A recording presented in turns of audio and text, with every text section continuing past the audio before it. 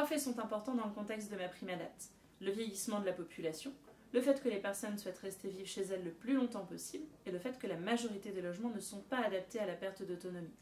Le gouvernement a donc décidé de revoir sa politique en matière d'adaptation des logements à la perte d'autonomie, dans un objectif de simplification des démarches et de massification des demandes. Il a alors créé MaPrimeAdapt et en a délégué la gestion à l'ANA, l'Agence nationale de l'habitat. Au 1er janvier 2024, MaPrimeAdapt est donc devenue la nouvelle aide unique pour les travaux d'adaptation des logements, à la fois pour répondre aux besoins existants d'un certain nombre de personnes, mais aussi pour assurer une mission importante de prévention.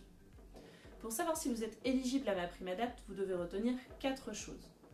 Vous devez être propriétaire de votre logement ou locataire d'un bailleur privé. Le revenu fiscal de référence de l'ensemble des occupants du logement doit être dans les barèmes prévus par l'ANA en revenu modeste ou très modeste. Votre logement doit être votre résidence principale. Et enfin, un critère d'âge. Si vous avez plus de 70 ans, pas de condition de perte d'autonomie.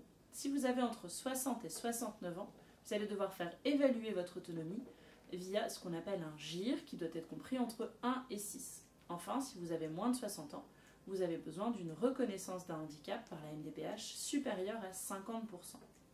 Une fois que vous êtes assuré de votre éligibilité, vous devez solliciter un opérateur habitat pour une prestation d'assistance à maîtrise d'ouvrage. Cette étape est obligatoire dans le cadre du dispositif MaPrimeAdapt. Le niveau d'accompagnement peut alors s'ajuster en fonction de vos besoins. Dans tous les cas, vous bénéficierez d'un diagnostic autonomie logement, puis dans le cadre d'un accompagnement socle, de conseils pour la constitution du dossier de demande financière auprès de l'ANA. Ou, si vous partez plutôt sur un contrat d'accompagnement complet, vous bénéficierez d'une aide pour la constitution, un accompagnement renforcé pour la constitution de votre demande d'aide auprès de l'ANA et également auprès d'autres organismes financeurs.